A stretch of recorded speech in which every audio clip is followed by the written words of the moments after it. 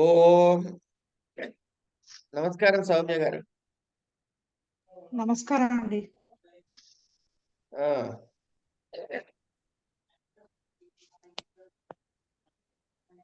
ఇవి అన్యదా సిద్ధాల గురించి అన్యదా సిద్ధాల గురించి చెప్పేసుకున్నాం.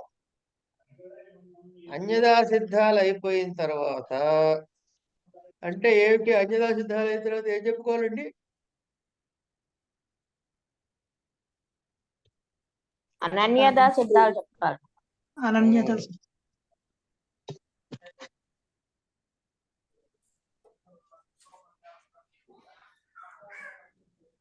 ఈ 16వ పేజీ.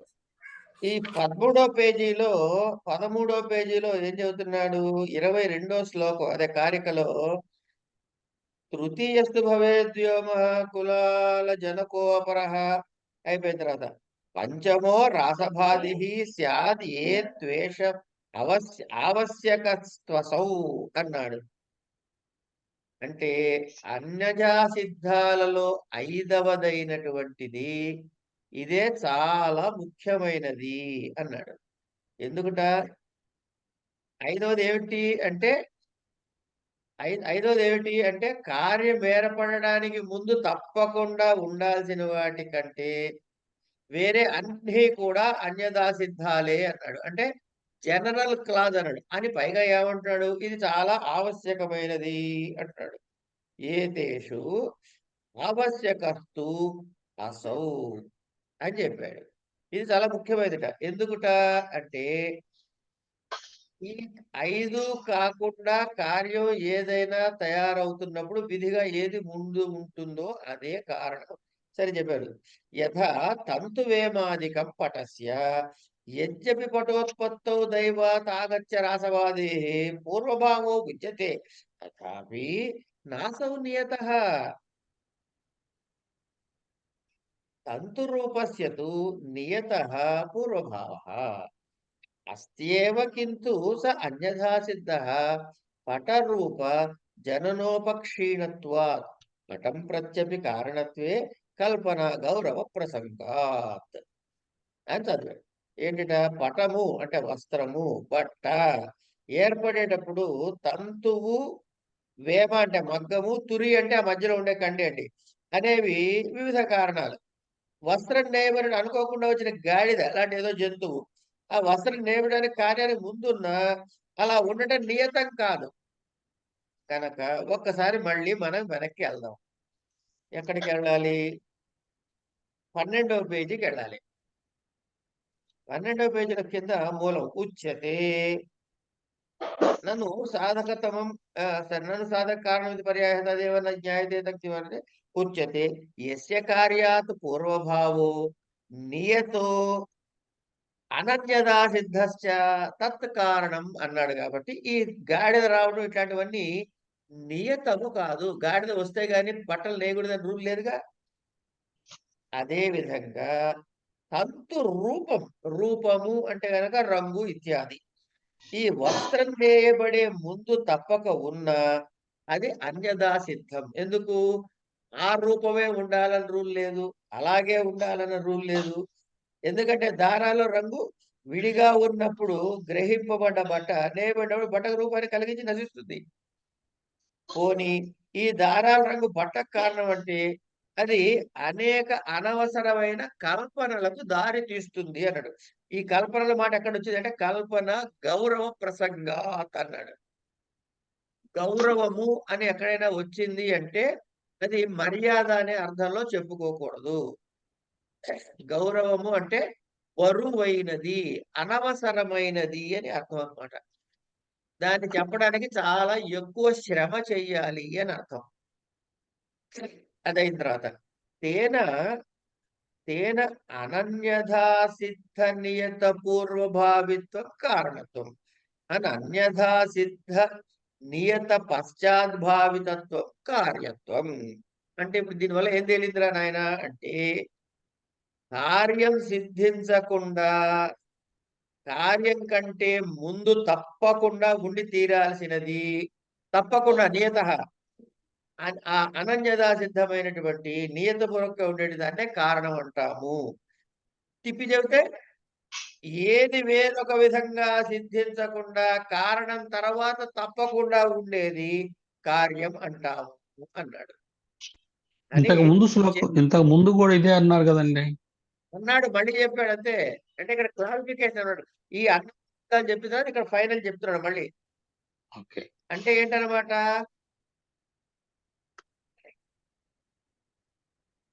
మీకు ఈ బౌద్ధులది అక్కర్లేదండి. కార్యము అన్వయ వ్యాప్తి వ్యతిరేక కల కారణమని బౌద్ధులు, మీమాంసకుల్లో కొందరు లక్షణం చెబుతారు. అది కుదరదని ఇక్కడ వివరిస్తున్నారు అంటున్నాడు. ఏమిట ఎత్తు కశ్చిదాహ, ఒకడు అంటూ ఉంటాడు. ఎవడో ఒకడు చెప్పడు మనకి. ఇప్పుడు ఈయన సిద్ధాంతం ప్రకారం ఏంటండి, కార్యము కారణం అంటే ఏమిటి?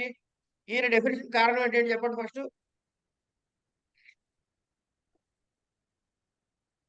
తప్పకుండా ఉండేది కార్యాన్ని. కారణం.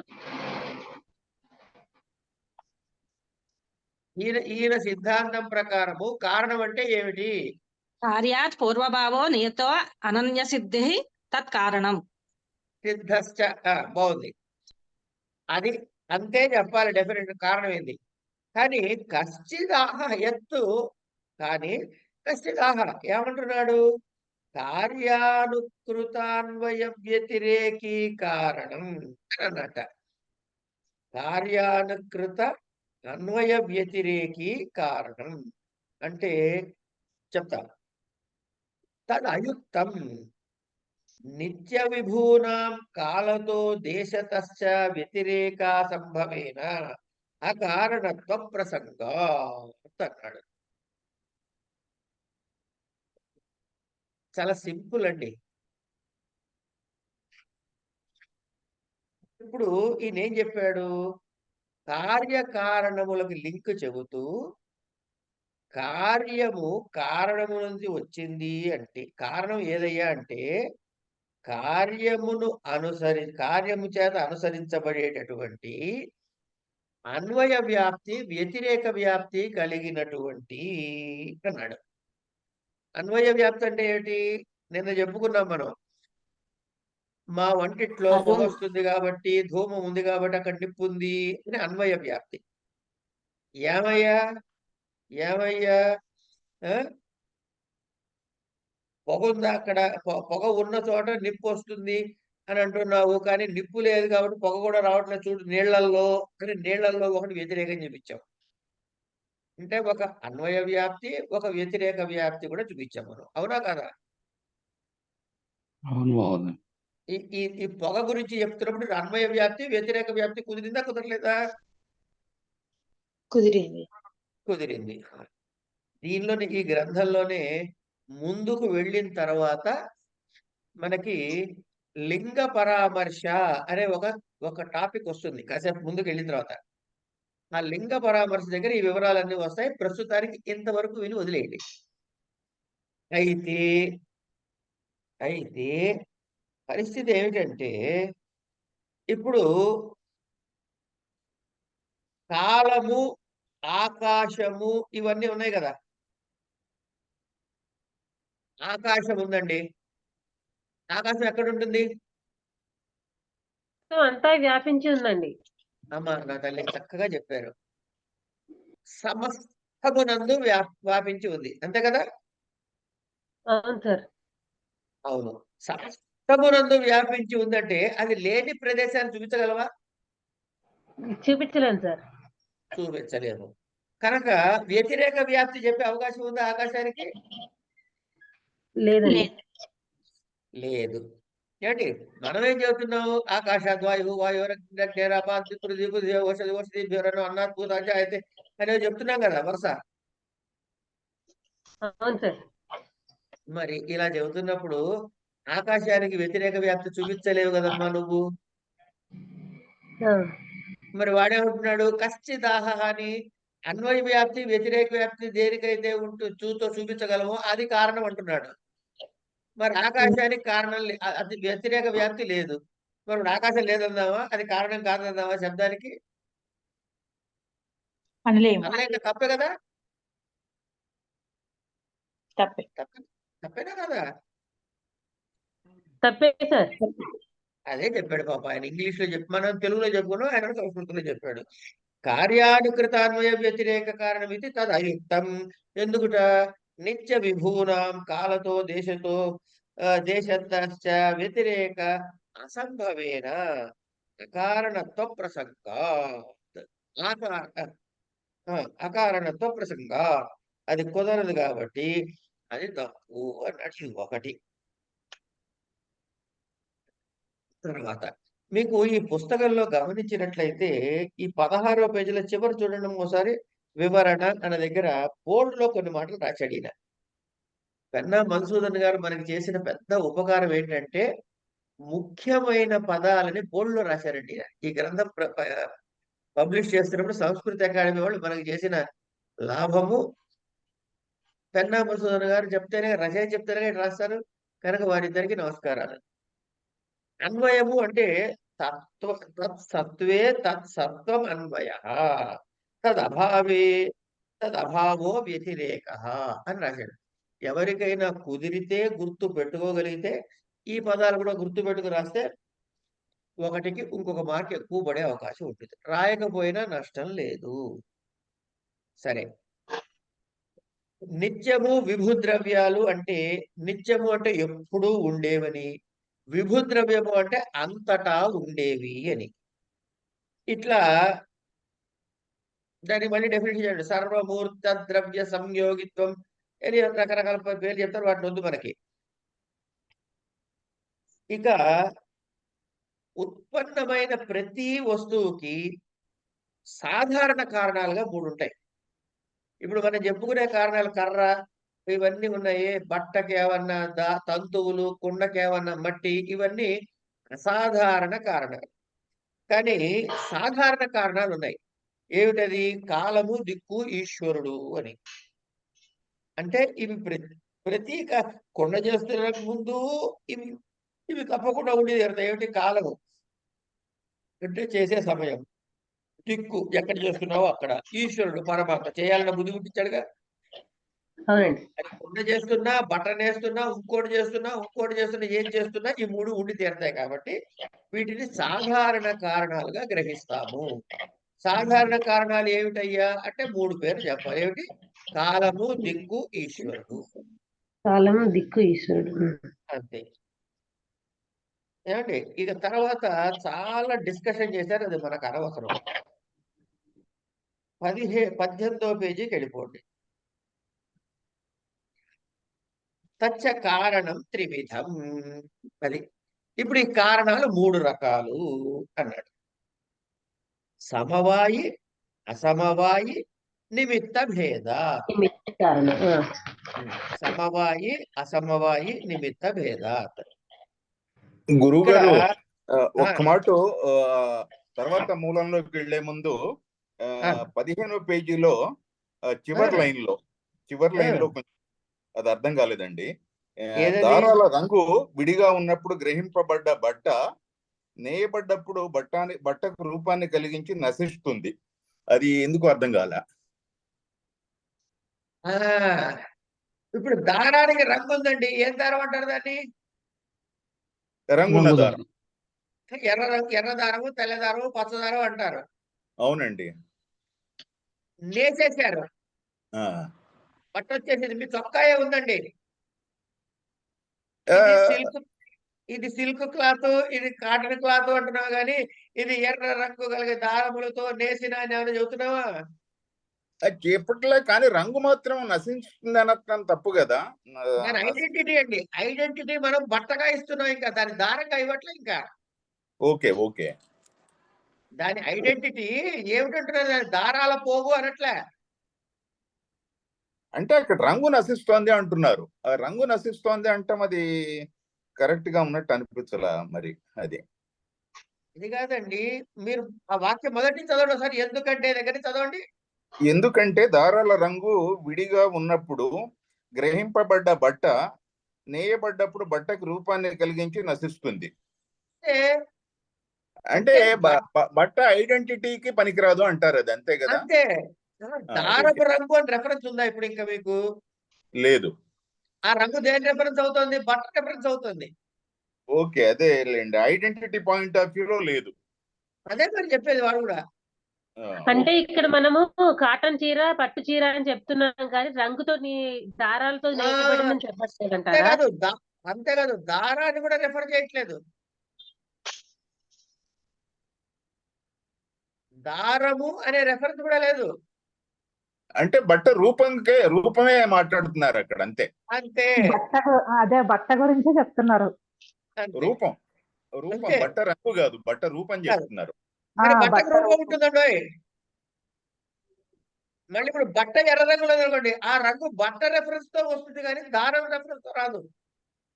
అంటే కరెక్ట్. గురువు గారు ఇప్పుడు కుండ అని చెప్పినప్పుడు మట్టి ఎలా అయితే మనకి కనిపించకుండా మాయమైపోతుందో అలానండి.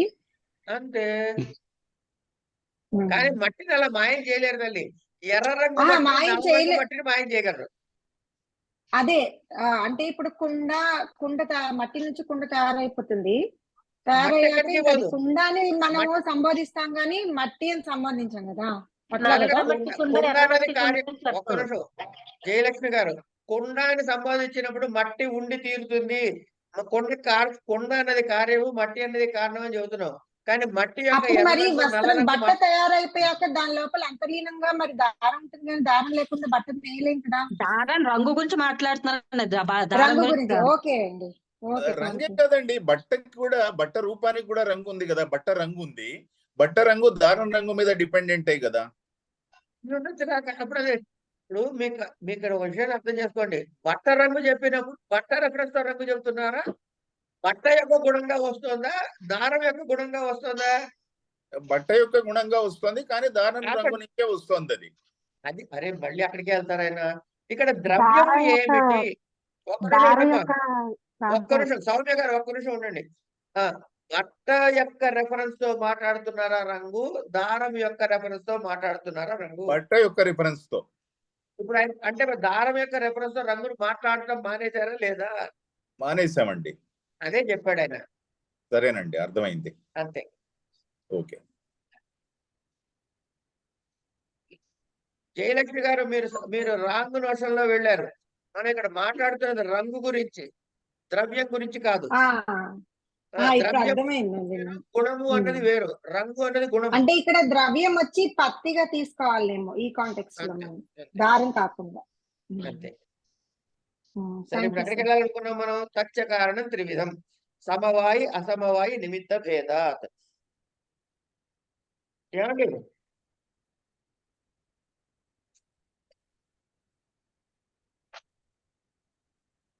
మొదటిది ఏంటండి? సమవాయి కారణం, తర్వాతది అసమవాయి కారణము, మూడోది మూడవది నిమిత్త కారణం అండి. రైట్. ఇప్పుడు ఈ సమవాయి అనే దానికి ఇంకొక పదాన్ని వాడాడు ఇదే వాక్యంలో. ఏమిటా పదం? శ్రేష్టమైనదా? సమవేతం. వెరీ గుడ్, బాగా చెప్పారు ప్రసాద్ గారు. యత్ సమవేతం కార్యముత్పద్యతే తత్ సమవాయి కారణం. యథా తంతవః పటస్య సమవాయి కారణం. తంతుష్వేవ పటః సమవేతో జాయతే న తుర్యాదిషు. అంటే ఇది యాక్చువల్ గా నేను మళ్ళీ వివరించక్కర్లేదు, ఎందుకంటే వీడియోలో చెప్పేసుకున్నాం. కానీ ఒక్కసారి చెబుదాం అనిపించి చెబుతున్నా. మీకు చెప్పట్లేదండి, నేను నేర్చుకోవడం కోసం చదువుకుంటున్నా మళ్ళీ. సరే, యత్ సమవేతం కార్యముత్పద్యతే తత్ సమవాయి కారణం. సమవాయి, అసమవాయి, నిమిత్తము అనే కారణాలు ముందుగా ఉంటాయి. అంటే సమవాయి కారణం అంటే ఏమిటయ్యా అంటే అది కార్యముతో విడిపోకుండా ఉంటుంది. యత్ సమవేతం కార్యం ఉత్పత్యతే తత్ సమవాయి కారణం. మట్టిని తీసుకొచ్చి కుండను చేసినప్పుడు కుండతో పాటు మట్టి ఉంటుందా ఉండదా? ఉంటుంది.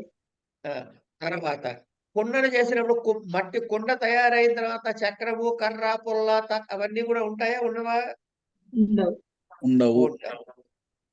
అంటే కార్యము ఉత్పత్యతే, కార్యంతో విడిపోకుండా ఉండేది. కార్యం ఏమిటండి? కుండ. లేదా ఇక్కడ చెప్పిన ఉదాహరణ ఏమిటండి? బట్ట. బట్ట నేసిన తర్వాత కూడా తంతువులు దీంతోనే ఉన్నాయి. కానీ అత్తురి, వేమ, నేతగాడు, సాలెవాడు వీళ్ళెవరు లేరు. అవునా కదా? అవును సార్. అవును. కనుక కారణము కంటే సమవాయ కారణం అంటే కార్యముతో విడిపోకుండా ఉండేది. దీనితో కలిసి మాత్రమే కార్యం ఉత్పన్నం అవుతుంది. అంటే కార్యం కావాలంటే ఇది ఉండి తీరాలి అని చెప్పింది. ఏమిటది? మట్టి, దారములు వగైరా. ఏమండి? ఉదాహరణకి బట్ట తయారయ్యేటప్పుడు దాని సమవాయ కారణం అన్నాడు. కానీ మగ్గము మొదలాంటి వాటివన్నీ తయారైన తర్వాత ఉండవు. ఇప్పుడు ఒక ప్రశ్న వేస్తున్నాడు. నన్ను అన్నాడంటే ఒక ప్రశ్న పడుతుంది అనమాట. నన్ను తంతు సంబంధైవ తుర్యాది సంబంధోపి పటస్య విద్యతే తత్ కథం తంత్వేష్వేవ పటః సమవేతో జాయతే న తుర్యాదిషు. ఇది అనవసరమైన ప్రశ్న. ఎందుకంటే మనకు అర్థమైపోయింది కాబట్టి. దారంతో సంబంధం ఉన్నట్లే బట్టకు మగ్గం మొదలైన వాటితో సంబంధం ఉంది కదా. మరి అది ఎందుకు మరి ఎందుకు దాన్ని కేవలం దారంతో ఉండిపోకుండా బట్ట ఎలా తయారవుతుంది? ఇంకో ప్రశ్న వేస్తే సత్యం, నువ్వు చెప్పింది కరెక్టే. ద్వివిధ సంబంధ సంయోగ సమవాయశ్చ తత్ర అయుత సిద్ధయోః సంబంధ సమవాయః అన్యయోస్తు సంయోగ ఏవ. అయుత సిద్ధయోః సంబంధ ఏమిటా అంటే, నిజమేనయ్యా, సంబంధాలు రెండు రకాలు. ఇప్పుడు తంతు సంబంధం ఉంది, తుర్యాది సంబంధం ఉంది కదా. మరి అట్లాంటప్పుడు దీనికి దానికి సంబంధం ఉన్నట్లే మరి మగ్గంతో వాటికి కూడా సంబంధం ఉందిగా. అది లేకుండా తయారు కాదుగా బట్ట. మరి దాన్ని ఏమంటావు అన్నాడు. ఇక్కడ రెండు మాటల్ని మీరు పట్టుకోవలసిన విషయం ఉన్నది. ఒకటి, కారణాలు ఎన్ని రకాలు? 3. 3 రకాలు. ఏమిటవి? సమవాయి, అసమవాయి, నిమిత్త. నిమిత్త. అది ఒకటి. ఇక్కడ మాట్లాడుతున్న పదం ఏమిటి? సంబంధం. సంబంధం గురించి మాట్లాడుతున్నాడు. ఉమ్. కారణము వేరు, సంబంధము అన్న మాట వేరు. ఈ రెండు వేరు పదాలు గుర్తుపెట్టుకోండి. అర్థమైందండి? ఏమంటే సంబంధం బట్టకి అంటే అదే చెప్తున్నట్టు బట్టకి తంతువులకి ఏం సంబంధం అండి అంటే సమవాయ కారణం అండి అంటాం. సారీ, బట్టకి తంతువులకి ఏమి కారణము అంటే సమవాయి కారణము అంటారు. ఓకేనా? ఓకేనా? Okay sir. బట్టకి తంతువులకి ఏమి సంబంధము అని అడిగాడు అనుకోండి. సంయోగ సంబంధం. రెండు ఉండండి, చెప్తా. సమవాయ సంబంధమే. ఉండు తల్లి జగదంబ.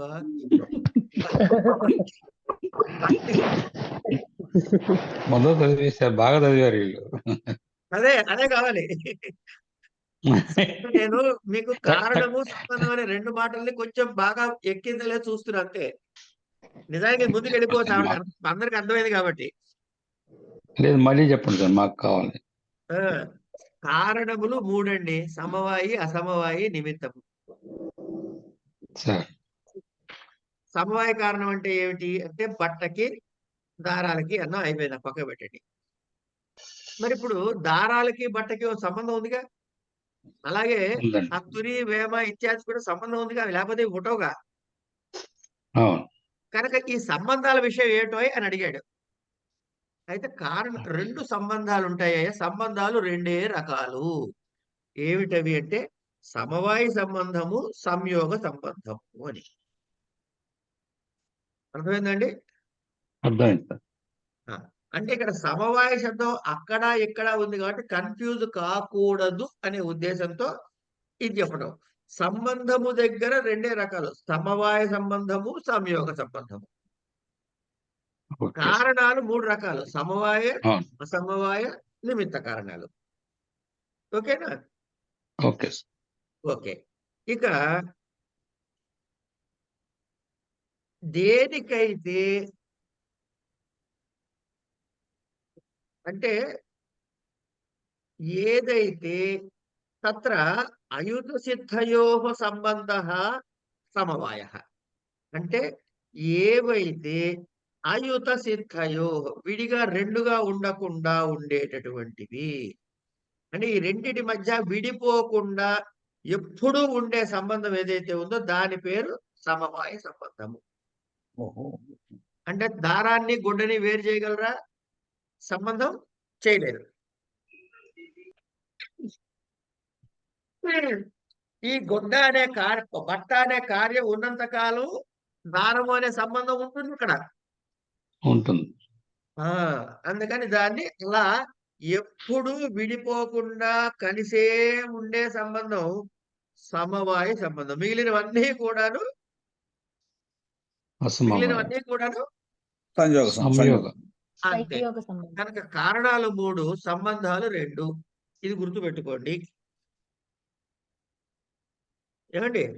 మళ్ళీ ఓ ప్రశ్న. సరే. కౌ పునరయుత సిద్ధో యయోర్ మధ్య ఏకం అవినిశ్చేత్ అపరాశ్రితమేవ అవతిష్టతే తౌ అయతు సిద్ధో తదుక్తం అని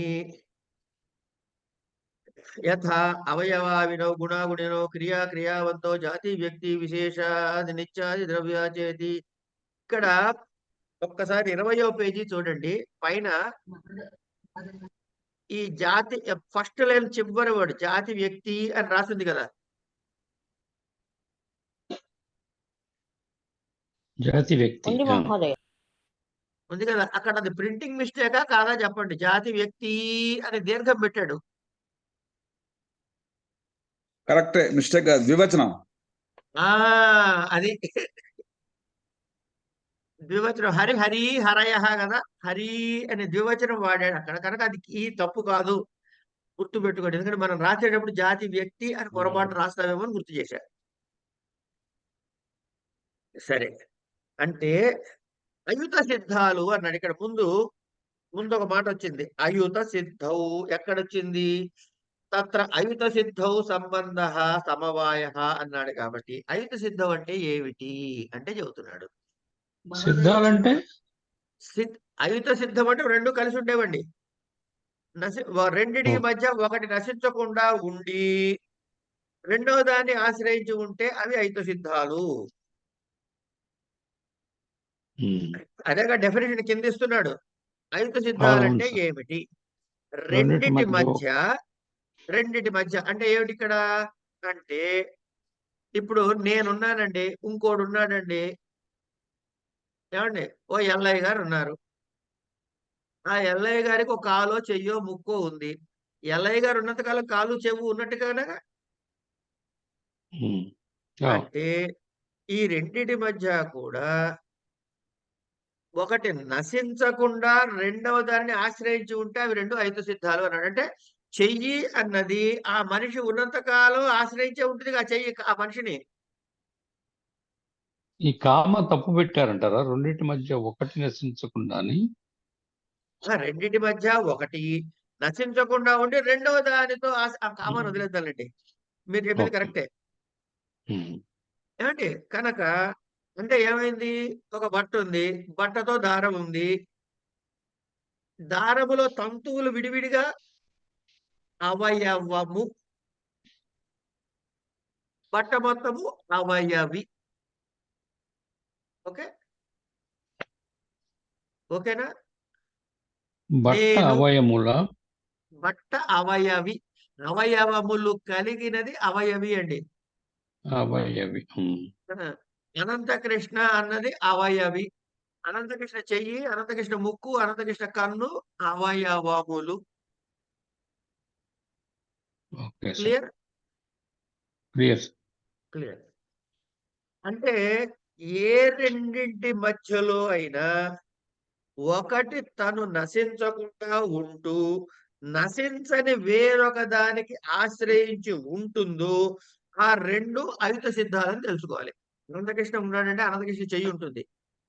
అనంతకృష్ణ చెయ్యి ఉందంటే అనంతకృష్ణ ఉన్నట్టే లెక్క. ఇవి 2 ఒకటి కూడా నశించకుండా ఉండి నశించని రెండో దానికి ఆశ్రయించి ఉంటుందో అని అడిగితే చాలా విశేషంగా చెప్పినట్టుగా ఏమీ లేదండి.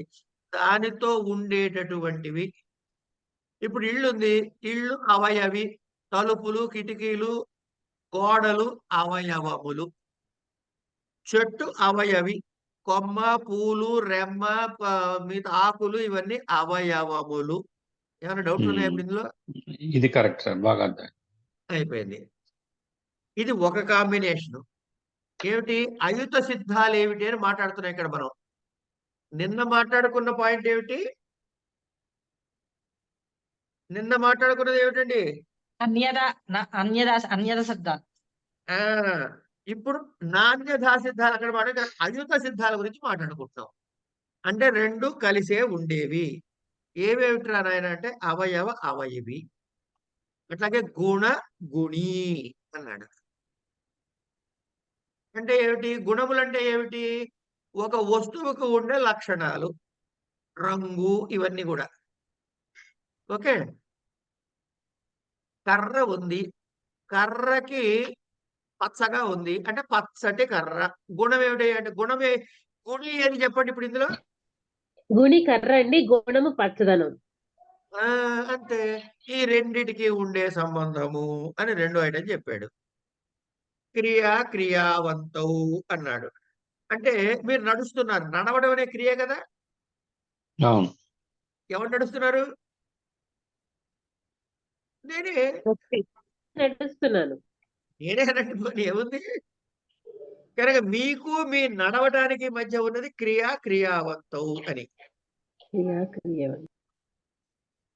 ఓకే, అట్లాగే ఆవు అంటే ఏం చెప్తున్నారు? ఆవు యొక్క జాతిని రెఫర్ చేస్తున్నారు. అంటే దాన్ని ఏమంటారు? ఆవుత్వం. గోవు అంటే గోత్వం. అట్లాగే ఒక్కటే అందులో ఒక వన్ పీస్ చెప్పాలంటే, ఒక వ్యష్టిగా చెప్పాలంటే మనిషి అంటున్నావు, ఆవు అంటున్నావు. మనుష్యత్వము అన్నది జాతి, మనిషి అన్నది వ్యక్తి. గోత్వము అన్నది జాతి, గోవు అన్నది వ్యక్తి. విద్యార్థిత్వం అన్నది జాతి, విద్యార్థి ఫలానా విద్యార్థి అన్నది వ్యక్తి. ద్రవ్యము అన్నది జాతి, ద్రవ్యత్వం అన్నది జాతి, ద్రవ్యము అన్నది వ్యక్తి. క్లియర్ అండి. అంతే. ఇది జాతి వ్యక్తి. విశేష నిత్య ద్రవ్యే చేతి. విశేషము అంటే గనక విశేషము నిత్య ద్రవ్యము అంటే, విశేషము అంటే ఏం లేదండి, అస్సలు ఆలోచించొద్దు. ఐడెంటిఫైయబుల్ అని, భేదము కలిగినది అని. నిత్య ద్రవ్యానికి అని రెండో చెప్పాడు. అంటే మనకి ఎట్లా అర్థం కావాలంటే, ఇప్పుడు మనం అంతా పరమాణువులతో తయారు చేయబడ్డా ఉంటాం కదండి. అవును సార్. మీలోనూ ఉన్న పరమాణువులు, నాలోనూ పరమాణువులు ఉన్నాయి, వీరి వాళ్ళు అందరిలో పరమాణువులు ఉన్నాయి. అవును. అంటే ఈ పరమాణువుల కాంబినేషన్ మొత్తము అందరిలోనూ ఉందిగా. ఉందండి. కనుక ఇది నిత్య ద్రవ్యము. కానీ ఈ పరమాణువుల కాంబినేషన్ తో ప్రసాద్ గారు అందంగా ఉన్నారు, అనంతకృష్ణ అవకరంగా ఉన్నాడు. There is a difference. నేను పొడుగ్గా ఉన్నాను, మీరు పొట్టిగా ఉన్నారు. మీరు పొడుగ్గా ఉన్నారు, నేను పొట్టిగా ఉన్నాను. నేను ఎర్రగా ఉన్నా, మీరు నల్లగా ఉన్నారు. మీరు నల్లగా ఉన్నారు. ఈ భేదం ఏదైతే ఉందో ఇది విశేషము అంటారు. విశేషం అంటే ఏం లేదండి, ఐడెంటిఫైయబుల్ అని అర్థం అండి. డిస్టింక్ట్లీ ఐడెంటిఫైయబుల్ ఈజ్ విశేషము. నిత్య ద్రవ్యం ముందర చెప్పుకొని విశేషం తర్వాత చెప్పుకుంటే క్లియారిటీ వచ్చేసింది. పర్వాలేదులేండి, వాడు అట్లా చెప్పాడు. వీటి మధ్యలో ఉండేటటువంటిది కూడా ఏమిటంటే, ఇవన్నీ ఈ చెప్పినవన్నీ ఏమిటండి? అయుత సిద్ధాలు, అయుత సంబంధాలు. అది అయుత సిద్ధాలు అని చెప్తే ఇది. కనుక అయుత సిద్ధాలకే అన్నాడు అనుకోండి, ఈ 5 రాస్తే సరిపోతుంది. 1 2 3 4 5. Okay, sir. అయుత సిద్ధాలంటే ఇన్సపరబుల్ అండి, సింపుల్ గా చెప్పుకోవాలంటే. తర్వాత డైరెక్ట్ గా మీరు 23వ పేజీకి వచ్చేయండి. బంగారు ఆభరణం ఉందనుకోండి, బంగారు ఆభరణం అయుత సిద్ధమే కదండి అది. ఏమండి? బంగారు ఆభరణం అది అయుత సిద్ధమే కదా.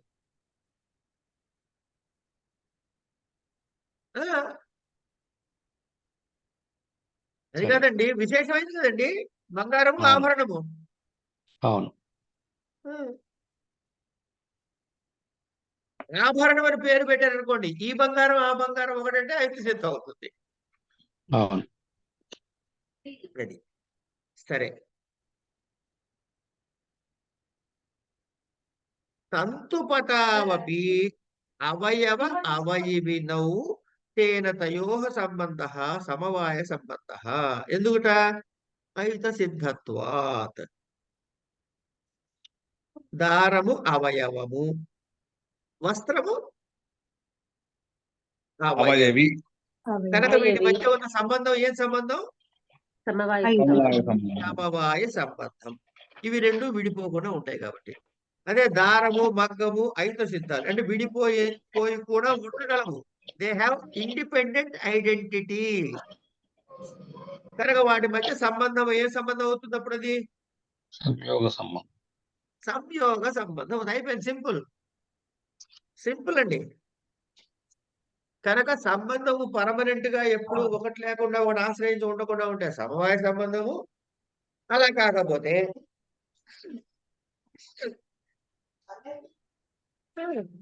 అది సంయోగ సంబంధం. ఇప్పుడు ఒక క్షణం ఇక్కడ బ్రేక్ వేయండి చాలు. ఐత సంబంధాలన్నీ సమవాయ సంబంధాలు అన్నాడా లేదా? సంబంధాలండి. సమవాయ సంబంధాలు ఐత సిద్ధాలని సమవాయ సంబంధాలు అన్నాడా లేదా? అన్నాడు. అన్నాడు. ఇప్పుడు దారము ప్లస్ దారము రంగు మధ్య ఉన్న సంబంధం ఏమిటి? సంయోగ సంబంధం. నా తల్లి, సమవాయేనండి, ఎందుకంటే ఆ రంగు అందులో కలిసిపోయింది, అది విడదీయలేం కదా. నా తల్లి కలిసిపోయింది. అవన్నీ చెప్పొద్దు నాకు, ఎందుకో చెప్పండి.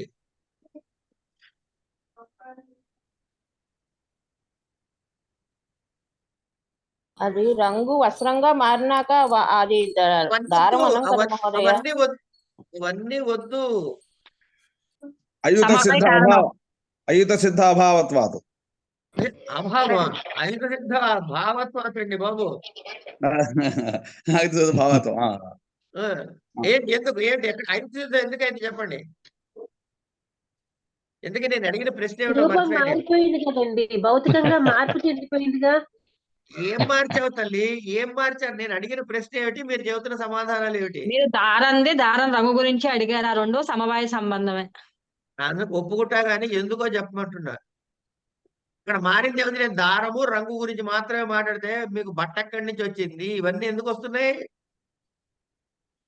ఆయన కాశీ గారు కరెక్ట్ గా ఒకటి చెప్పారు. ఏంటి? అయుత సంబంధం కాబట్టి అన్నారు. ఎందుకు అని అడిగా, అదొకటి చెప్పాడు చాలు నాకు. దారం ఉన్నంతకాలం రంగు ఉంటుంది. ఎన్నొద్దు. దారం ఉన్నంతకాలం రంగు ఉంటుంది. కాదు కాదు ప్రసాద్ గారు, అటు వెళ్ళొద్దు. కాశీ గారు మనకి క్లూ ఇచ్చారు కదా, చిట్టి అందించాడు కదా. నిత్యాస్తుతం. ఇంకా ఇంకా గుణ గుణి సంబంధం వల్ల అండి. అదండి విషయం. వశిష్ఠ గారు చెప్పారు విషయం.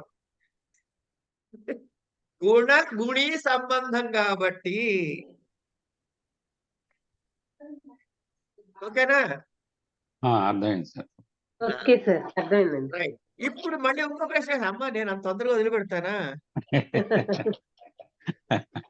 ఇప్పుడు దారానికి బట్టకి ఏమిటి సంబంధం? సమవాయ సంబంధం. ఎందుకు? రెండు పాడైపోతుంది, బట్ట కూడా పాడైపోతుంది. అవయవావయవి. చూసారా, క్లూ పట్టుకున్నారు ఇప్పుడు ఆయన కాశీ గారు. వశిష్ఠ గారు ఇచ్చిన చిట్టిని కరెక్ట్ గా పడుకున్నారు కాశీ గారు. ఏంటమ్మా చెప్పండి సార్. అవయవ అవయవి సంబంధం అలా చెప్పాలమ్మా, అంతేగాని మిగతా ఎంత హరికథ రాస్తే నేను పేజీన్నర ఆన్సర్ రాశానండి, అదో ఒకటే మార్కు వేశాడని తిడితే లాభం లేదు. ఈ ఒక్క ముక్క రాస్తే వాడు 5 మార్కులు వేసేస్తాడు మనకి. ఓకేనా? ఓకేనా అండి? మరి అందరే ఓకే అని డౌట్. కనుక ఐత సిద్ధాలు అనగానే ఈ 5 మన మనసులోకి రావాలండి. అన్యథా సిద్ధాలంటే ఆ 5 మన మనసులోకి రావాలండి, అంతే. తర్వాత సంబంధము అంటే రెండే రకాల సంబంధాలు, సంయోగ సంబంధము, సమవాయ సంబంధం. ఆ ఇప్పుడు అన్నపూర్ణ గారు లలిత గారు వెళ్ళి ఒకే చీరల షాపులో 2 చీరలు కొన్నారండి. ఈ 2 చీరల మధ్య సంబంధం ఏమిటి? ఒకే షాప్ అండి. నా తల్లి సంబంధం 2 షాప్ గురించి నేను మాట్లాడానమ్మా. నేను 2 చీరల గురించి అడిగా. అది చెప్పండి చాలు. చీరలండి సంయోగ చీరలండి సంయోగ జాతి సంబంధం. వ్యక్తి. ఓరి, నేను అడిగింది ఏంటి? ఈ 2 చీరల మధ్య సంబంధం. ఆన్సర్ వచ్చేసింది కానీ ఎవరు పట్టుకోలేదా? సంయోగ సంబంధం. 2 చీరలే. అరే అది నేనే చెప్పా. మీరు చెప్పింది ఏముంది ఇందులో? జాతి వ్యక్తి సంబంధం. జాతి సంయోగ సంయోగ ప్రసాద్ గారు చెబుతున్నారు, వినండి ఒకసారి. సంయోగ సంబంధం. సంయోగ సంబంధం. ఎందుకు? ఈ చీర వేరు, ఆ చీర వేరు కాబట్టి. అవును. కాదండి, ఒక్క నిమిషం. ఇప్పుడు ఎందుకు సంయోగ సంబంధం అయిందో చెబుతారు ఆయన, వినండి. అది అవయవి కాదు. అంటే ఈ చీర లేకపోతే ఆ చీర లేదు, ఆ చీర లేకపోతే ఈ భాగం కాదు కదా. కాదండి. పోనీ గుణాగుడి సంబంధం ఉందా? లేదు సార్. విశేషము నిత్య ద్రవ్యం ఉంది. లేదండి. విశేషము నిత్య ద్రవ్యం అంటే అందులోనే అందులో ఆ నిత్య ద్రవ్యంలోనే విశేషం ఉండాలి. ఆ, అది కూడా లేదు. అది కూడా లేదు. పోనీ జాతి వ్యక్తి. అయ్యా గురువు గారు ఏది లేదు. గురుగారు ఏది లేదు. అన్యయోస్తు సంయోగ ఏవ. అంతే. ఇప్పుడు జాతి వ్యక్తి దగ్గర భయం వేసే అవకాశం ఉంది, కానీ నేను ఇక్కడ జాతులు అడగల, 2 వ్యక్తుల గురించి అడుగుతున్నాను. అర్థమైందండి? అర్థమైంది సార్. ఇది అంటే ఇలా డ్రిల్ చేసుకుంటే మనకి బుర్రలో కూర్చుంటుందనే ఒక పిచ్చి తాపత్రయం అంతే. అవును సార్, గుర్తుంటాయండి కాదు. చదువుకుంటూ మన పోతుంటే టాలెంట్ బాగానే మనకి ఉంటాయండి. తెలియట్లేదమ్మా. మన టాలెంట్ మనకి తెలియట్లేదు. పడుకుని లేస్తే అన్ని మర్చిపోతాం. అది పెద్ద ప్రాబ్లం. First point. చేత 1కి 2 సార్లు చూడాలమ్మా ఇవి. ఎందుకంటే టెక్నికల్ సబ్జెక్ట్స్ కాబట్టి. సారీ, ఇవి టెక్నికల్ సబ్జెక్ట్స్ కాబట్టి ఆ టెక్నికల్ టర్మ్స్ ఒంటికి పడితే సబ్జెక్ట్ ఇంకేమీ లేదండి. 4 పాటలు గుర్తుపెట్టుకుంటే తర్కపాటు మొత్తం నడుకొచ్చినట్టే. ఇంకోటి, సంయోగము సమవాయానికి డిఫరెన్స్ చెప్పగలరా నాకు ఎవరైనా ఒక్కసారి మళ్ళీ? విడివడకుండా ఉండే రెండింటి మధ్య ఉండే సంబంధం సమవాయు సార్. అయుత సంబంధము అనండి. ఏ 2 పదార్థాల మధ్యన ఉండే సంబంధమే సంయోగం. ఇతర పదార్థాలు. అయుత సిద్ధయోగ సంబంధం అన్యోస్తు సమయోగ. సంయోగ ఏవ. సంయోగ ఏవ అంటే ఓన్లీ. ఎంత ఎఫర్టిక్ గా చెప్పారు చూడండి. సంయోగమే. అయితే ఇక్కడ ఒక చిన్న విషయం ఏంటంటే, సమవాయి సంబంధము సమవాయి కారణము అన్నాం కదా. ఈ సమవాయి కారణానికి ఇంకో పేరు కూడా పెట్టాడండి వాడు. ఏదో పెట్టారండి.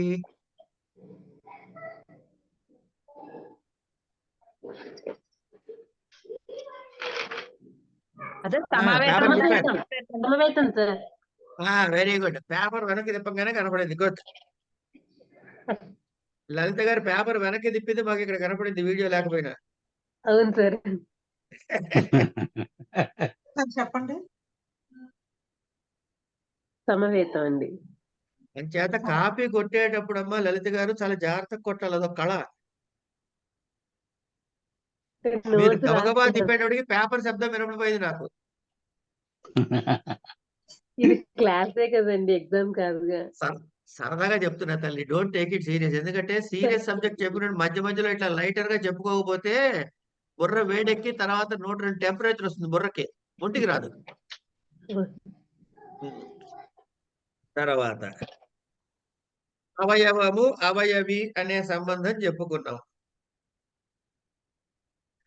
ఏమండి?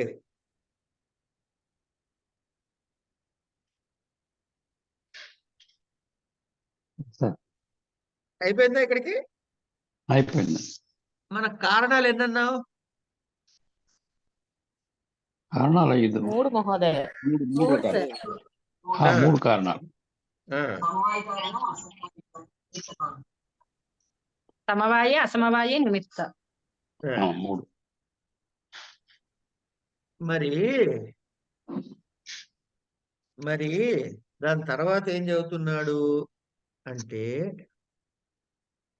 సరే దీన్ని కాసేపు పక్కకు పెడదాం. ఏమండి,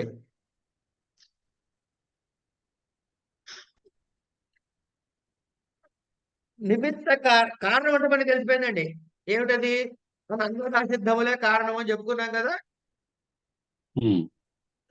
సింపుల్ గా చెప్పేస్తా చూడండి. ఒకటి ఒక ద్రవ్యము పుట్టటానికి పూర్వము ఉండి పుట్టిన తర్వాత వాడు ఆశ్రయించుకోకపోతే అవన్నీ నిమిత్త కారణాలు అనుకోండి సార్ తేలిగ్గా.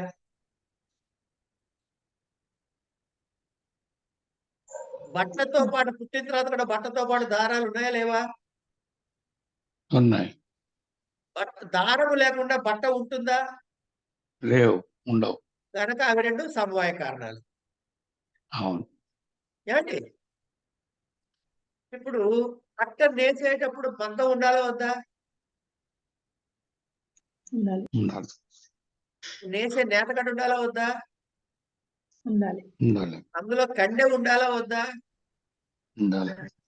ఇవన్నీ బట్ట నేసిన తర్వాత అవసరమా? అందులో ఉన్న బట్టలో ఉన్నాయా అవి? అవసరం లేదు. ఉండవు. కనుక వాటికి ఏం పేరు పెట్టుకుందాం? అసమవాయి. నిమిత్త కారణం. నిమిత్త కారణం. సారీ, మనం కారణాలు చెప్పుకున్నాం. అసమవాయ కారణము, నిమిత్త కారణం చెప్పుకున్నాం. ఇప్పుడు ఏమంటే వదిలేసిన కారణం ఏమిటి? అసమవాయి. అసమవాయి కారణం. అసమవాయ కారణం అంటే ఏమిటో తెలుసుకోవాలి. ఇప్పుడు దారాలు ఉన్నాయండి మనకి. దారానికి బట్టకి సంబంధం ఏం కారణం అమ్మా? సమవాయి. సమవాయ కారణం. ఇప్పుడు ఈ జాగ్రత్తగా విని మరీ చెప్పండి. దారానికి ఉన్న రంగుకి సంబంధం ఏంటి? గుణాగుణి. ఏం సంబంధం చెప్పండి? సమవాయి. కారణం చెప్పండి. కారణం సమవాయి కారణమే. సమవాయి కారణం. ఓకే. దారమునకు బట్టకి ఏం సంబంధం? అది సమవాయి కారణం. సమవాయి కారణం. ఇప్పుడు బట్టని ఏమంటున్నాం మనం? కార్యం అంటున్నావా, కారణం అంటున్నావా? కార్యం. ఇప్పుడు నేను చేస్తున్న పనిని మీరు జాగ్రత్తగా గమనించండి. ఒక స్పెసిఫిక్ స్టేట్మెంట్ నుంచి ఒక జనరల్ స్టేట్మెంట్ చెప్తున్నాం మనం. అవునా కదా? ఇది ఇక్కడ జాగ్రత్తగా ఇది ఒక్కటి ఫాలో అవ్వండి. బట్టకి దారానికి సంబంధం ఏమిటి? బట్టకి కానీ కారణం ఏ కారణం? సమవాయి సంబంధం. సమవాయ కారణం. తర్వాత సంబంధము సమవాయ సంబంధం. సంబంధం కూడా సమవాయ సంబంధమే కదా? అవునవును సార్. రైట్. దారానికి ఉన్న రంగుకి ఏం సంబంధం? గుణాగుణి. సమవాయి. సమవాయి మహోదయ. సమవాయ సంబంధం. ఇప్పుడు దారము బట్టలో ఉందా లేదా? ఉందండి. ఉంది. అంతేత దారానికి ఉన్న రంగు కూడా బట్టలోకి వచ్చిందా లేదా? వచ్చింది. ఇప్పుడు ఈ బట్టకి దారము ఉన్నంత కాలము బట్టకి కూడా ఆ రంగుతో పర్మనెంట్. బట్ట ఉన్నంత కాలం ఈ దారం ఉన్నంత ఉంటుంది. దారం ఉన్నంత కాలం ఈ రంగు కూడా ఉంటుందా ఉండదా? ఉంటుంది. ఇక్కడ మన దగ్గర 3 క్యారెక్టర్స్ ఉన్నాయి. ఏవేటా క్యారెక్టర్స్? దారము యొక్క రంగు, దారము, బట్ట.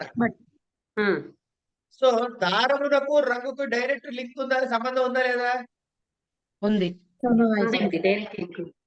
వస్త్రానికి దారానికి సంబంధం ఉందా లేదా? డైరెక్ట్ గా ఉంది. కనుక వస్త్రానికి దారానికి ఏ సంబంధం?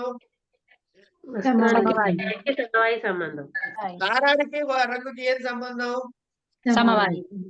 సమవాయ సంబంధం. మరి దారము ఉన్నంత కాలం రంగు ఉంటుంది, రంగు ఉన్నంత కాలం దారం ఉన్నంత కాలం బట్ట ఉన్నంత కాలం దారం ఉంటుంది, దారం ఉన్నంత కాలం రంగు ఉంటుంది.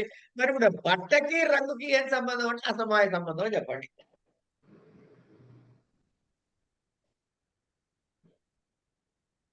బట్టకి రంగుకి అసమవాయ సంబంధం. అంతే, ఎందుకంటే డైరెక్ట్ లింక్ కాదు కాబట్టి. అయిపోయిందా? అంటే 15వ పేజీలో నశిస్తుందని చెప్పాడు కనుక అది మళ్ళీ పదే వెనక్కి వెళ్ళకండి కాశీ గారు. అలాగే అదే అదే ఆ కాన్సెప్ట్ నశిస్తుందని అది మీరు చెప్పింది కరెక్టే, కానీ నేను దాన్ని మళ్ళీ కెలికామనుకోండి. ఓకే, అలాగే సార్, అలాగే. You got it right, fine. ఇప్పుడు ఇది అసమవాయ సంబంధము, అసమవాయ కారణం. Very good. అసమవాయ సంబంధం అనొచ్చా? సంబంధం 2 రకాలే కదండి, సంయోగము సమవాయి. అంతే మరి, అందుకని అనకూడదు అని కోపడండి మరి. అనకూడదు. అది అలా ఎలాగంటారండి మీరు? మీ ఇష్టమైన ఏంటి అని కోపడాలి కదా. కనుక వీడు 100 ప్రశ్నలు వేస్తాడండి ఇక్కడ. ఏమండి, గుణము గుణి ఇవన్నీ చెబుతున్నప్పుడు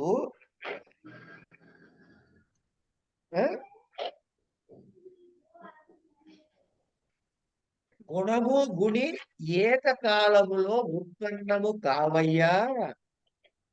ఎందుకంటే ముందు ద్రవ్యము నిర్గుణంగానే ఉంటుంది, గుణము లేకుండానే ఉంటుంది.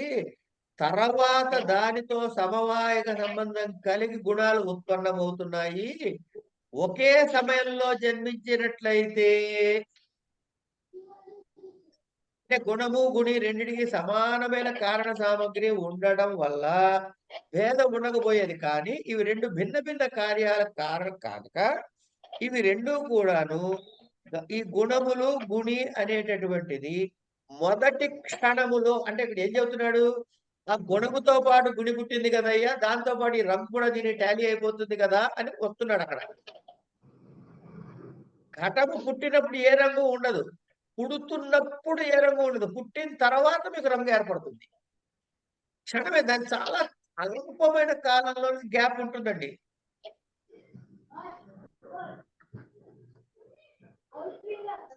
చాలా అల్పమైనటువంటి గ్యాప్ వస్తుంది. ఎట్లా? 23వ పేజీ చూడండి. తంతు పటావపి అవయవయో తేనతయో సంబంధ సమవాయ సంబంధ అయిత సిద్ధత్వా అని చెప్పుకొచ్చి మృత్పిండోపి ఘటస్య సమవాయ కారణం ఘటస్య స్వగత రూపాదే అని చెప్పి నను యదైవ ఘటాదయో జాయంతే తదైవ తద్గత రూపాదయః అపి అతః సమకాలీనత్వాత్ గుణగుణినోః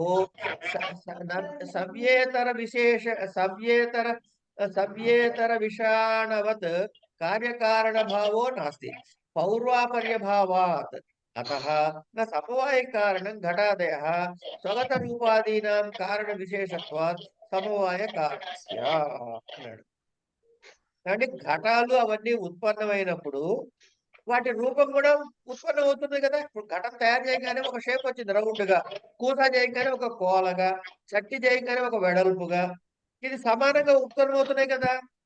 కనుక ఇప్పుడు ఏం చెప్పాలి నువ్వు, ఘటానికి దాని రూపానికి ఈ గుణగుణ సంబంధం ఉంటుంది కదా. కనుక ఏమిటి, గుణ గుణి అనే ఈ రెండు కూడా ఒకే కాలానికి చెందినవైంది కనుక వాటి వెనక అది అట్లాగే ఇది ముందు అది వెనక అని చెప్పలేను కనుక వీటికి కార్యకారణ భావము లేదు అంటున్నాడు. ఇప్పుడు గుణగుణకు గుణికి ఏం చెప్పాము, గుణాగుణి సందర్భం దగ్గర ఒకటి కారణము ఒకటి కార్యము చెబుతున్నాం కదండి. గుణము రంగు, రంగు కారణము,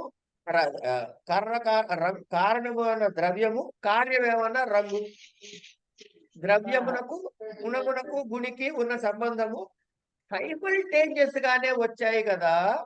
కనుక ఈ సైమల్టేనియస్ గా వచ్చినప్పుడు వీటి రెండిటికి ఏకకాలంలో పుట్టింది కాబట్టి వీటికి కార్యకారణ భావం లేదు అని వాడి వాదన.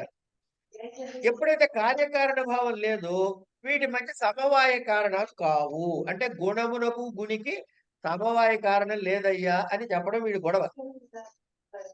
సమవాయ సంబంధం గురించి చెబుతున్నాడు. అంటే అలా చెప్పడం తప్పు అని కారణం చెబుతున్నా. త్రోచ్యతే చెబుతున్నా విను. నా గుణినో సమకాలీనం జన్మ కింటు ద్రవ్యం నిర్గుణమేవ ప్రథమం ఉత్పత్యతే. ముందు ద్రవ్యం అన్నది, మీకు ఇది అర్థం కావాలంటే దీని ముందు ఇంకో కొన్ని మాటలు చెప్పాలి. మన మొట్టమొదటి శ్లోకంలో సూత్రంలో ఏం చెప్పుకున్నాం? పదార్థ అనుకున్నాం కదా. అవును. ఏంటి? ప్రమాణ ప్రమేయ సంశయ ప్రయోజన దృష్టాంత సిద్ధాంత అవయవ తర్క నిర్ణయవాద జల్ప వితండ హేత్వాపాద జలజాతి జాతి అని చెప్పుకున్నాం కదా. అందులో రెండవదైనటువంటి ప్రమేయము మనం చదవండి, అవుట్ ఆఫ్ సిలబస్ అది మనకి. ఇవి ఈ ప్రమేయములు అన్నవి వస్తువులు. ఈ వస్తువులు ఏమిటయ్యా అంటే ద్రవ్యములు అంటారు వాటిని. ప్రమేయము అంటే ఏంటి? ద్రవ్యములు. ఈ ద్రవ్యములు ఎన్ని రకాలు అంటే 9 రకాలు. ఏమిటవి అంటే పృథివ్యప్తేజో వాయురా పృథివీ ఆపస్తేజో వాయురాకాశ కాల దిగాత్మమనాంసి నవైవా అని తర్క సంగ్రహంలో చెబుతాడు సూత్రం. ఇక్కడ వేరే చోట వస్తుంది అది. వాటికి గుణములు చెబుతాడు.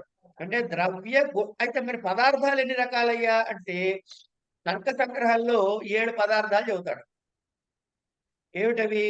ద్రవ్య గుణ కర్మ సామాన్య విశేష సమవాయ అభావాః సప్త పదార్థాలు అంటాడు.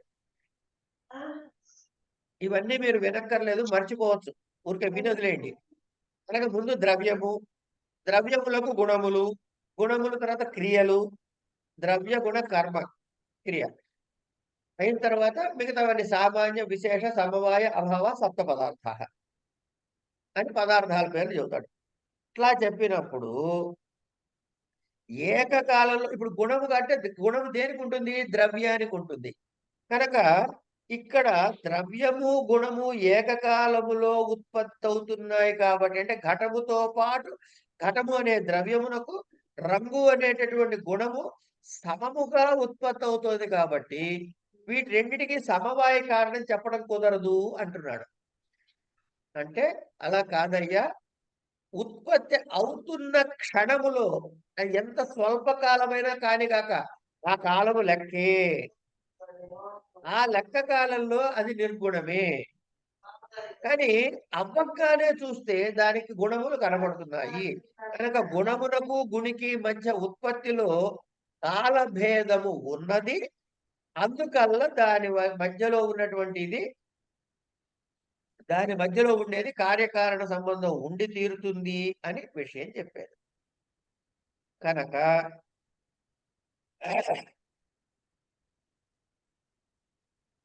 అంటే ఏ ద్రవ్యమైనా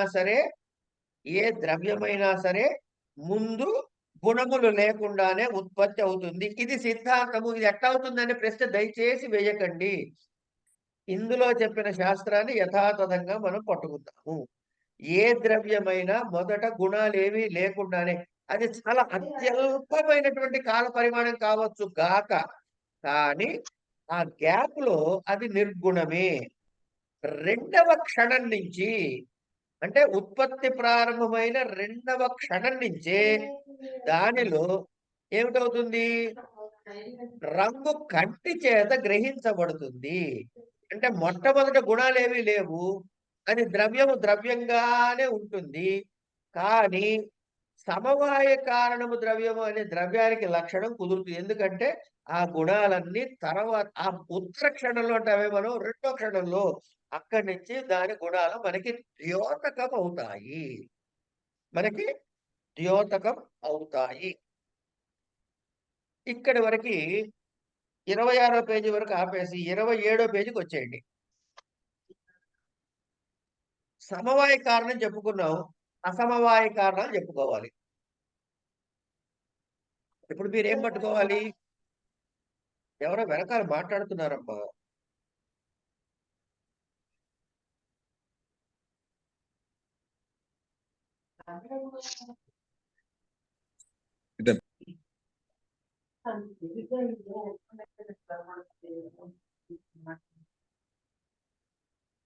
సరే,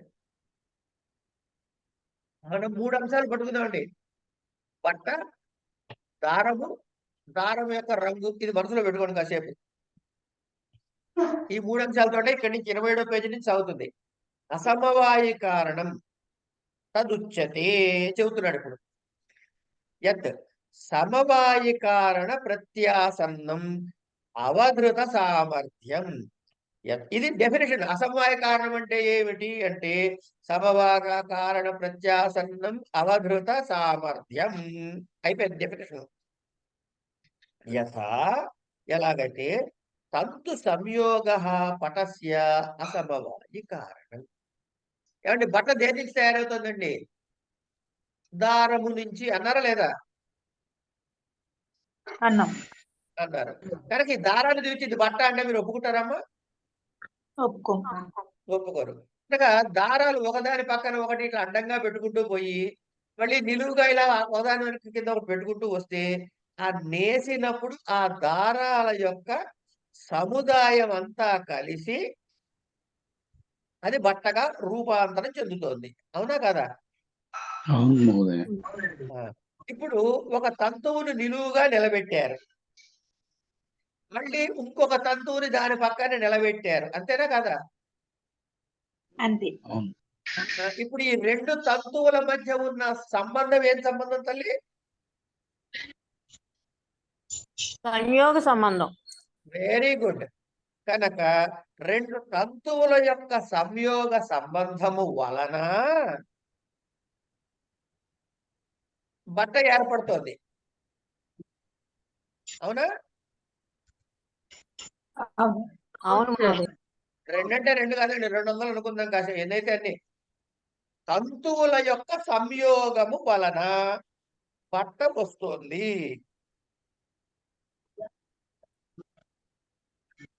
అవునా కదా? అవును సార్. ఇంకా ఈ తంతు సంయోగమును బట్ట రిఫరెన్స్ తోటి సమవాయ కారణం అంటాం. ఓకే, అంటే ఏంటైంది అనమాట? అసమవాయ కారణం అంటే ఏమిటి? ఇప్పుడు తంతువులు బట్టతో కలిసి ఉన్నాయా లేదా? కలిసి ఉన్నాయి సార్. ఈ తంతువుకి బట్టకి ఉన్న సంబంధం సమవాయ కారణమా కాదా? కనుక ఇప్పుడు ఈ తంతు సంయోగము అన్నది సమవాయ కారణమైన తంతువు పటముతో కలిసి ఉన్న సందర్భంలోనే ఉందిగా.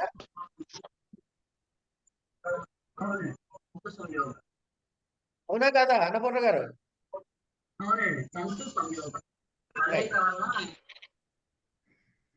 కనుక సమవాయ కారణముతో కలిసి ఉండి కారణ సామర్థ్యం కలిగి ఉండి ఉన్నది.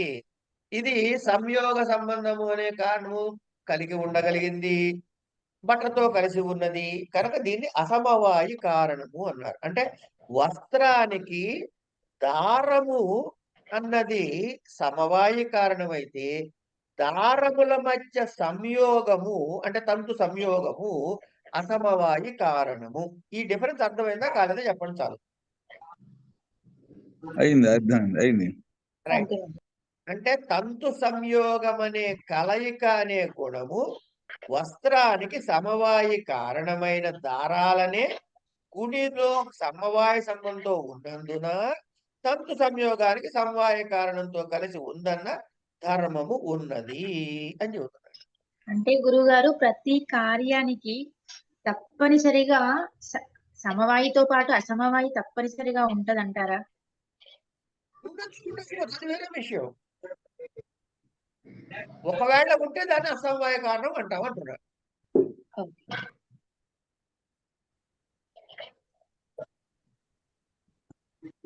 Okay, okay, right. ఇక నిమిత్త కారణం అంటే ఏదైతే సమవాయ కారణం కాదో, ఏది అసమవాయ కారణము కూడా కాదో అది నిమిత్త కారణం అని 29వ పేజీలో చెప్పాడు. మహోదయ మధ్యలో ఆయన ఒక అసంఖ్య వేశారు కదా మహోదయ. ఏమన్నాడు? అంటే మామూలుగా మనం ఇప్పుడు దాకా ఏమనుకున్నాం, తంతువుల రంగు వస్త్రం యొక్క రంగుతో ఆ ఒక నిమిషం.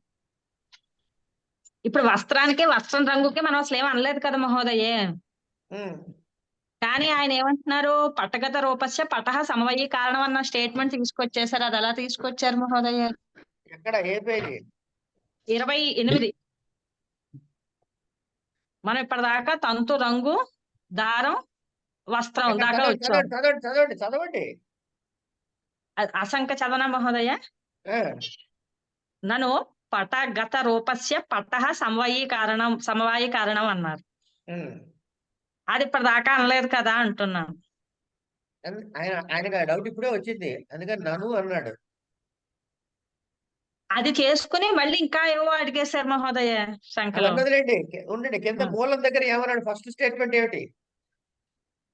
పటగత రూపస్య పటః సమవాయీ కారణం. కాదు తల్లి, నను పటగత రూపస్య అని ప్రశ్న వేశాడు. అతః తస్యైవ కస్యచిత్ ధర్మస్య. అది కాదమ్మా, తాత్పర్యమా మహోదయ?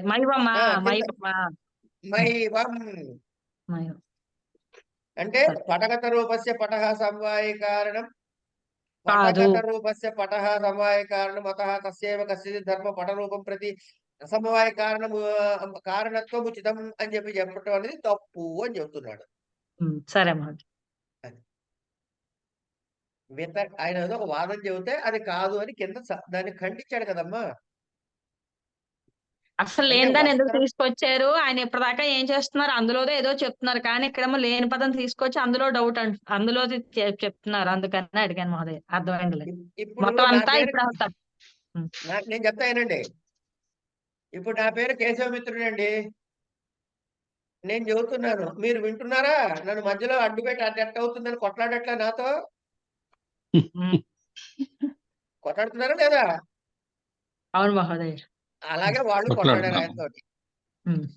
అది ఎట్ట అవుతుందయ్యా అని చెప్పి గొడవ పెట్టుకుంటే ఊరుకో తప్ప అని చెప్పి ఆయన కోపపడ్డాడు. కొన్ని చోట్ల ఏమన్నా అవునయ్యా నువ్వు చెప్పింది కరెక్టే అయినప్పటికీ అని చెప్పాడు కొన్ని చోట్ల. ఓకేనా? కనుక ఇతరులకు వచ్చినటువంటి శంకలు ప్రశ్న రూపంలో నను అని ప్రారంభం వేస్తారమ్మా. దానికి సమాధానం సిద్ధాంతి చెబుతాడు. నిమిత్త కారణం కూడా అయిపోయిందండి. నిమిత్త కారణం పెద్దగా చెప్పుకోవాల్సింది ఏమి ఉండదు.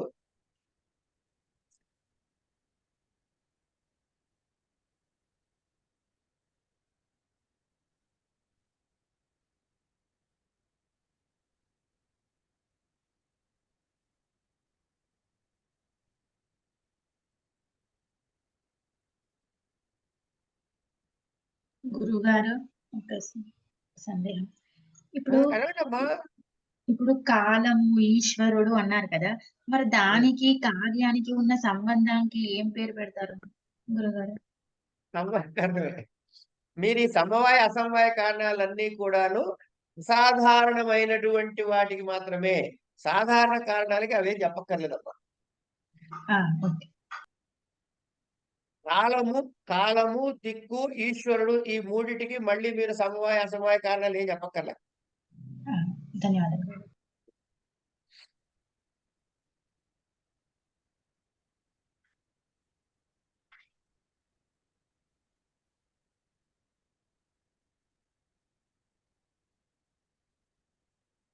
ఇప్పుడు కారణాలు ఎన్ని రకాలుగా ఉన్నాయి? 3. ఏమేమిటవి? సమవాయి, అసమవాయి, నిమిత్త కారణం. ఇవి ఈ 3 కూడా దేనికి ఉంటాయి అంటే తదేతత్ భావానామేవ త్రివిధం కారణం భావస్యతు నిమిత్త కారణ మాత్రం అన్నాడు.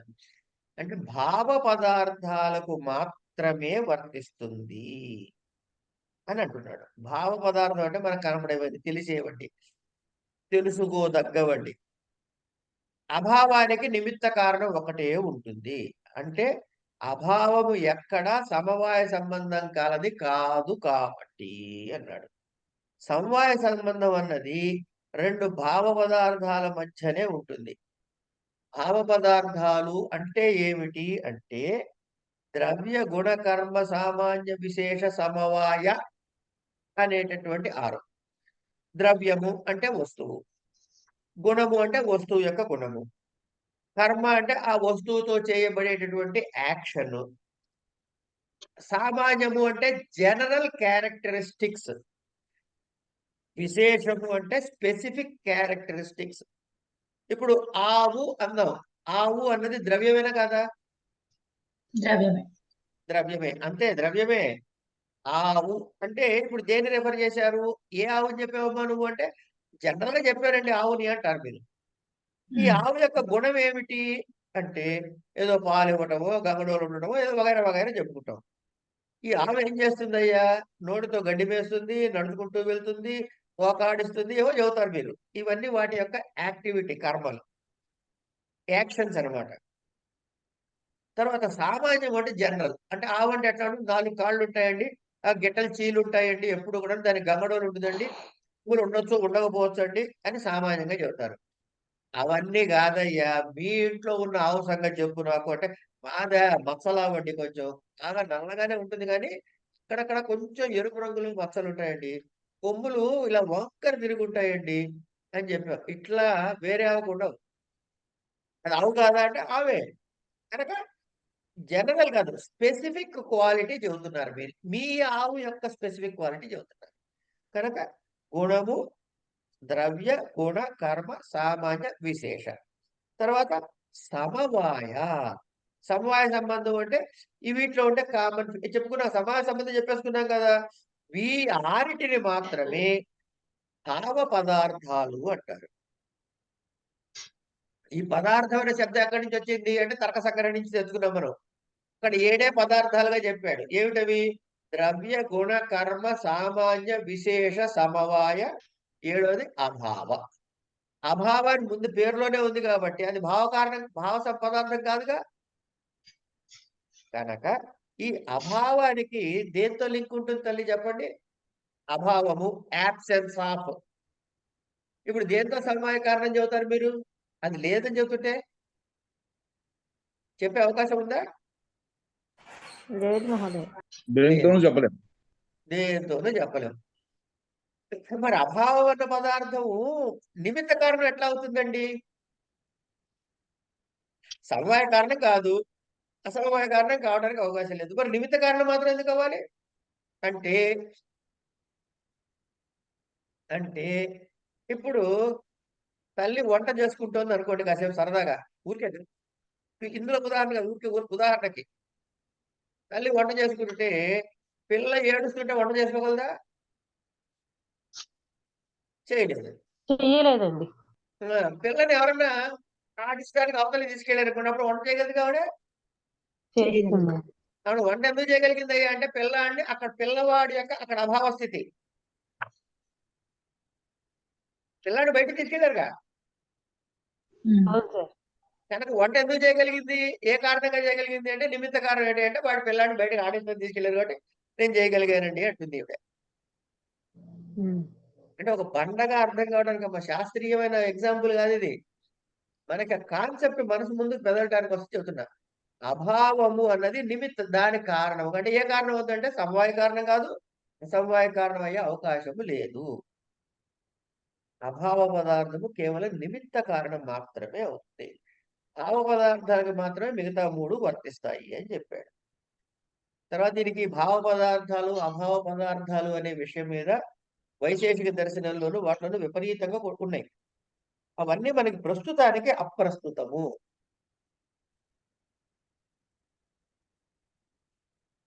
అంచేత 31వ పేజీకి వస్తే తదేతస్య త్రివిధస్య మధ్యే యదేవ కథమపి సాతిశయం తదేవ కరణం తేన వ్యవస్థితమేతత్ లక్షణం ప్రమాకరణం ప్రమాణం ఇది అని. మొదటి పేజీకి వచ్చేయండమ్మా ఒకసారి. ఎక్కడున్నావు? మొదటి పేజీ కాదు, మొదటి పేజీ కాదు, 8వ పేజీ 8వ పేజీకి వచ్చారమ్మా. వచ్చాం. తత్రాపి ప్రథమముద్దిష్టస్య ప్రమాణస్య తావ లక్షణం ఉచ్యతే. లక్షణం చెబుతున్నాను దేనికి? ప్రమాణానికి. ఏమిటది? ప్రమాణకరణం ప్రమాణం అన్నాడు. అని కరణం అంటే ఏమిటో చెప్పాడు, ప్రమ అంటే ఏమిటో చెప్పాడు. మళ్ళీ ప్రమ అయిన తర్వాత కరణాల్లో 3 రకాలు. ఇట్లా వరుసగా చెప్పుకుంటూ వచ్చి 31వ పేజీ చివరికి వచ్చి ఏం చెప్పాడు? తదేతస్య త్రివిధస్య మధ్యే యదేవ కథమపి సాతిశయం తదేవ కరణం తేన వ్యవస్థితమేతత్ లక్షణం ప్రమాకరణం ప్రమాణం ఇది అని డిసైడ్ చేశాడు. లక్షణాన్ని కంప్లీట్ చేశాడు.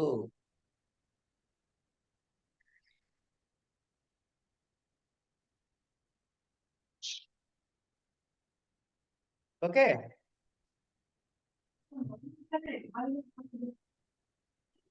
కనుక అన్నిటికన్నా అతిశయించినటువంటి కారణములు అంటే అసాధారణమైన కారణమే కరణము అంటారు అని తేల్చి చెప్పాడు. ఇక తర్వాత ఈ ప్రమాణాలు ఎన్ని రకాలయ్యా అంటే వాని ప్రమాణాన్ని చత్వారి అని మొదలెడతాడు. ఇది 6వ వీడియో నుంచి స్టార్ట్ అవుతుంది అనుకుంటా. ఇక్కడికి ఆపుకుందామండి. ఇంకోటి ఏంటంటే రేపు శనివారం నాడు మనకి అదే చెప్తున్నాను, గుర్తుపెట్టుకున్నా నేను కూడా. రేపు శనివారం నాడు మనకి క్లాసు ఉండదు. ఆదివారం నాడు ఒకసారి ట్రై చెయ్యండి. 99% క్లాసుకి వచ్చే ప్రయత్నమే చేస్తా. ఎందుకంటే నేను ఊళ్ళో ఉండను, కొన్ని కారణాల వల్ల ఊళ్ళో ఉండట్లేదు. అక్కడ ఆదివారం భోగేమో కదా మహోదయ. అదే చెప్తున్నా, వస్తున్నా, అక్కడికే వస్తున్నా. కనుక మనం మళ్ళీ ఎప్పుడు కలుద్దామంటే ఆ పై శనివారం కలుద్దాము. ఇందులో ఇంకా 11 వీడియోలు మిగిలిపోయినాయి కాబట్టి ఈ 11 వీడియోలు చూసేయండి. మనం శని ఆదివారం నాడు వీలైతే ఎక్కువసేపు చెప్పుకుందామో లేకపోతే ఏదో చేసి మన ప్లాన్ మనం చేసుకుందాం. అంటే రేపు వచ్చే శనివారం కాకుండా పై శనివారం నాడే మనం మళ్ళీ కలుస్తాం. ఈ లోపల వింటున్నప్పుడు ఏమైనా సంశయాలు వస్తే ఏమాత్రం మొహమాట పడకుండా గ్రూపులో పెట్టండి. ఇక్కడ సంశయ నివృత్తి చేద్దాం. ఓకేనా? మిగిలిన 11 వీడియోలు ఉన్నాయా మహోదయ అయితే సిలబస్ మనకి? అంతే కదమ్మా. సరే. అయ్యి బాబు అంటే ఎనకండి. మొత్తం 17. అంటే అనుమాన ప్రమాణం వరకే ఏమో కదా. అవును, అంటే మొత్తం 16 వీడియోలు అన్నమాట అయితే గురుగారు. మీరు 16 నిన్న పెట్టేది చూసారా చూడలేదా? చూడలేదు, అంతే వెళ్ళిపోయింది. అదే నిన్న మహోదయ 3 పెట్టాము, 5 చూసాము. 6 నుంచి ఎక్కడ దాకా ఉన్నదో తెలియదు మహోదయ. అది కాదు తల్లి, నిన్న పెట్టిన వీడియోలో ఉంటుంది చూడండి, 42-01 నుంచి 42-14 వరకు చూసిన వారికి కలిగిన సంశయాలు నివృత్తి చేసిన వీడియో అని పెట్టాం కదా. మరి అక్కడ నా 14 వీడియోలు నేను చెప్పేసినట్టు అయిపోయింది కదా. అంటే సెమిస్టర్ వైజ్ కదా మహోదయ. సార్ అన్ని అదే ఉన్నాయా లేవా అని సందేహం వచ్చి అడిగాను అంతే మహోదయ. అమ్మా మీకు చెప్తా, ఒక్క నిమిషం ఉండండి. మీరు రికార్డింగ్ ఆపేద్దాం.